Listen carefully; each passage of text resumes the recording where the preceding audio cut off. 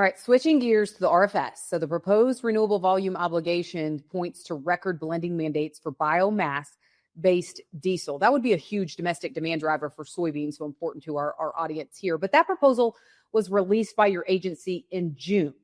When could we see EPA finalize the RVOs, and will we see the increase in biomass-based diesel requirements from that 3.35 billion gallons in 2025 to 5.61 billion gallons in 2026, like EPA proposed back in June? Yeah, we understand how important it is to get this exactly right. And from day one, Administrator Zeldin has been laser focused on ensuring that the RFS strikes the right balance and carries out our statutory obligation to set volumes, considering the factors that are in the Clean Air Act. And we think we are on track in our proposal. We recently issued a supplemental notice to propose potentially reallocating certain volumes that were implicated by our decisions on small refinery exemptions that were issued earlier this year, rather. And as you know, when we came to the agency here in January, we had an unprecedented backlog of small refinery exemptions that the Biden administration had failed to consider. We also had a program, a renewable fuel standard program, that was behind on setting volumes. So we've invested a lot of time and effort in the proposal that you just described, as well as the supplemental notice on reallocation of those SRE exempted volumes. That comment period just recently closed. And so we're looking at all the comments that we received on the initial proposal from the summer, as well as on the supplemental notice that we just issued, taking all of that on board and considering that when deciding how to set the final RVOs. And we are working expeditiously to do that because we know that farmers across the country and all of the other stakeholders implicated by this program need certainty. So we are working expeditiously on that.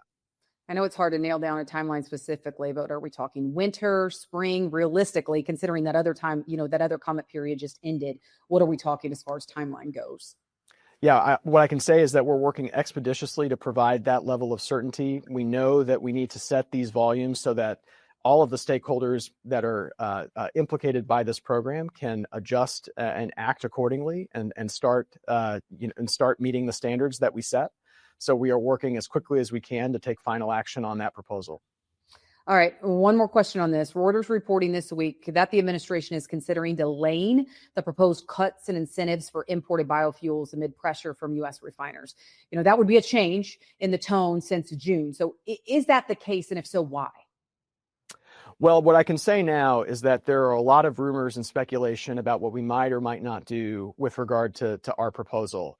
We can't prejudge the outcome of where we're going. We're still looking at all of the public comments. It's very frustrating, frankly, when a news agency like Reuters comes out and spreads rumors and innuendo about where we may or may not be going in a way that actually moves markets and causes commodity prices to be affected by that before we've even made a decision.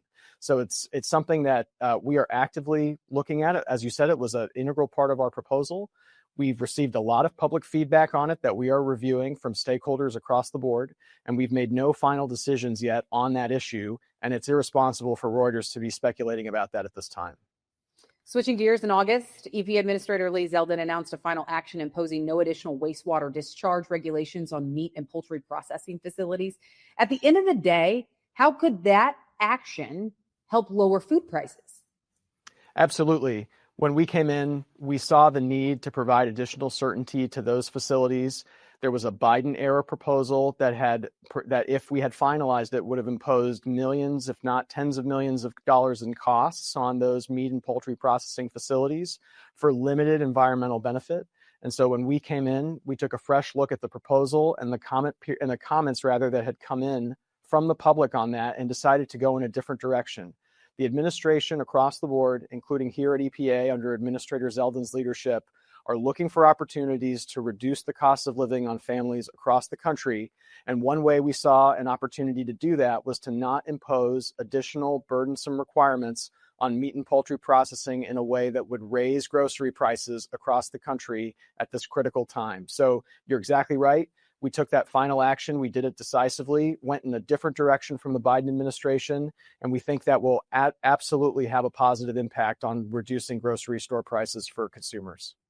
Well, that's just one of many actions by EPA. And so to wrap up, EPA announced in March what your agency called the biggest deregulatory action in history. So out of the 31 actions announced, which do you think has the biggest positive impact on farmers and ranchers? And is there actually more to come? Yeah, absolutely.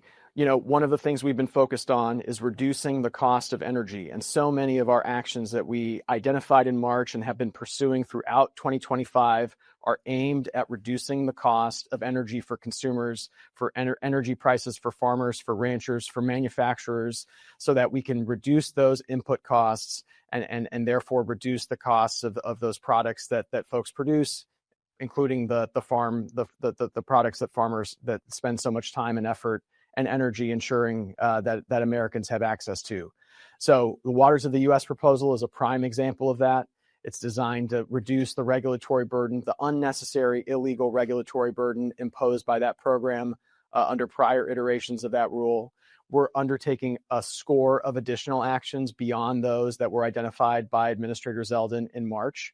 We're really working across offices here at the agency. We've hit our stride.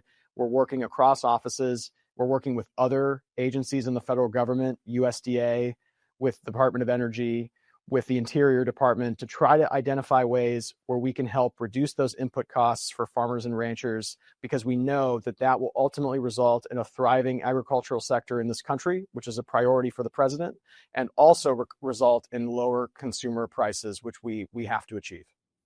Deputy Administrator David Fatui, thank you so much for joining us this weekend. Thank you. Pleasure to be with you. All right, we need to take a quick break, and then USDA announcing another round of disaster aid. So what crops or what products are included, and what is the timeline to sign up for this disaster aid? We have the details next.